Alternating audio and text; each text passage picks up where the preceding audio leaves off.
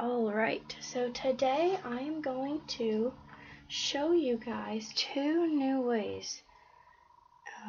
strategies that we can use to figure out a multiplication problem that maybe we're struggling with.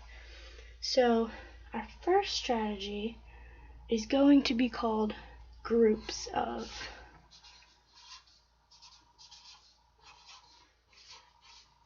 So with a multiplication problem like 2 times 3, our first number is going to tell us how many groups we have. So in this case, it's telling us we're going to have 2 groups. And then our second number, in this case 3, is going to tell us how many are in each group. So we have 3 in each group.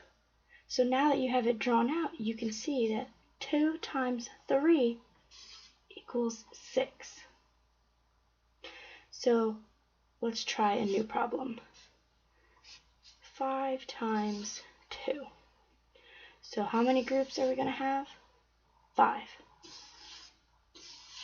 I'm drawing circles, but in your case, whatever you want to draw that tells you how many groups you have, that's fine. So then we have 2 in each group. So I drew circles before. How about we draw stars? So I have 2 stars in each of my groups. You could draw smiley faces, hearts. Alright, so then at the end, we know that 5 times 2 equals 10. So that's our first strategy. And again, that's called groups of. So then we also have what we could do is rows of, where we would make an array to show, kind of like what we did over here with circles.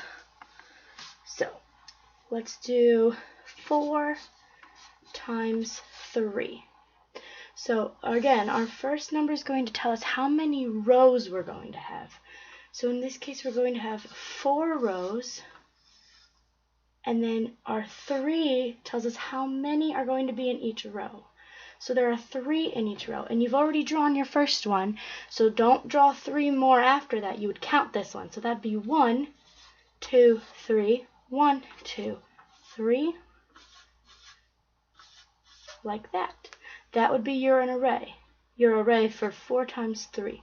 So then once you've got it all drawn out, you count up your circles, and you know that 4 times 3 equals 12. So then we can do another one. We could do, let's do 6 times 4. That's a bigger one. So 6 tells us what? How many rows we have. So we will draw downwards 6 rows, and there are going to be 4 in each. So remember to count the first one. 1, 2, 3, 4. 1, 2, 3, 4.